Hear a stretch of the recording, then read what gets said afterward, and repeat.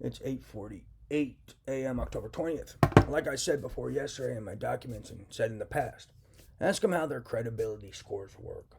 They tell 100,000 lies or more, endanger humanity, lie about illegal weapons manufacturing and distribution, lie about implantation being real, lie about telepathy, lie about threats to national security, a global terrorist agenda, economic espionage, IP theft, data theft, rape like violence of disabled people in ritualistic communities, sexual violence, breaches of Nuremberg Code and highly illegal, unethical, inhumane human experimentation, theft of trillions of dollars and trillions of dollars falling into terrorist hands, trillions of dollars and crimes being committed and they lie about it.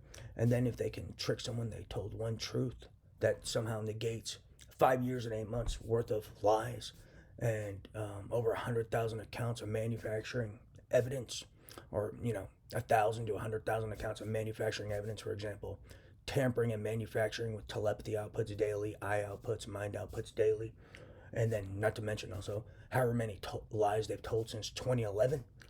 So you can just, yeah, ask them how their credibility scores work. I put it in a document, sent it to the president the other day. But from what I gather is they can lie about everything since 2011 and then tell even more lies since the past 5 years and 8 months, and then they can try to manufacture some fake truth. And if they can get these same people they've been tricking with psychiatric illness since 2011 to believe it, somehow that restores their credibility after almost 12 years worth of lies.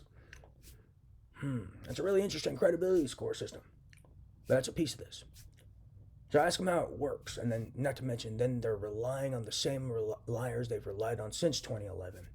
Relying on known liars and professional liars, such as betting manipulators, who are professional liars or professional evidence manufacturers, confidence men, who are professional liars for information, and people called Frame Squad, who are professional liars and frame people for a living and are professionals at manufacturing evidence. So that's who they rely on for truth. Let's not forget that as well. And then they rely on known liars and rely on people who are serving Illuminati penances for lying, betting manipulation, and trying to coerce murder with their lies. So that's where those are their sources of information. And then their sources of information are also the same liars they've been relying on for a while, as well as people being blackmailed and bribed to lie, as well as people with more than conflicts of interest looking at multi-trillion-dollar lawsuits, life in prison, and the death penalty. But yeah, ask them how their credibility system works. And ask them who runs their credibility system. Is it probably someone with zero credibility as well, just like their investigators? Yeah, but ponder this and ask these questions because these are very important questions. I sent them to a few people yesterday. But yeah, how their credibility system works, very important. And you need to get to the bottom of how many lies they've told, the real truth, not their lies they tell and pretend to make up. Oh, well, they'll pull a house like, oh, we only told one lie. My ass. Like, I mean, like 1 million lies. They were like, well, I thought it in my head. I said one lie, but I really thought in my head 1 million. I mean, they'll do something like that. I mean, these people are fucking crazy. Um, that's what they really mean. But yeah, see how their credibility scores are done, and then measure the level of credibility of the person distributing these credibility scores. Also, then find out how many people are being blackmailed, bribed, how many people have more than conflicts of interest, like multi-trillion-dollar lawsuits, life in prison, and the death penalty. Ask them how many are involved in RICO, how many are involved in economic espionage, how many are involved with illegal weapons manufacturing and distribution, highly illegal, unethical, inhumane human experimentation with human programming experiments, telepathy using neurophysiological weapons and neuromodulation. And no, it's not a silent science tool. They're using it as a weapon.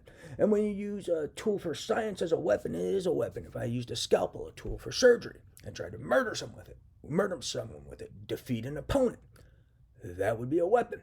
So if you're using neuromodulation and telepathy to, quote, defeat an opponent, that now is a weapon. So it's weaponized telepathy and it's weaponized neuromodulation. It's no longer science if you're using it to defeat an opponent. So these kids are using weapons and committing assault with weapons. Deadly weapons, since they're weapons that interact with the human nervous system. Neurophysiological weapons. But yeah, you know, ask who assesses these credibility scores and how their credibility system works. And yeah, get to the bottom of that, because you'll see that all their investors really have no credibility. They're told 100,000 lies or more, manufactured 100,000 pieces of evidence or more, a vast majority, maybe 99%, and then have stolen trillions of dollars. And are also involved with illegal gambling and manipulating bets, as well as investigators, involved in economic espionage, IP theft, and even theft of their investigation technology. Yeah, ask them how they acquired this investigation technology. Did they hire terrorists to bed it away to them while they simultaneously tried to murder me to cover it up?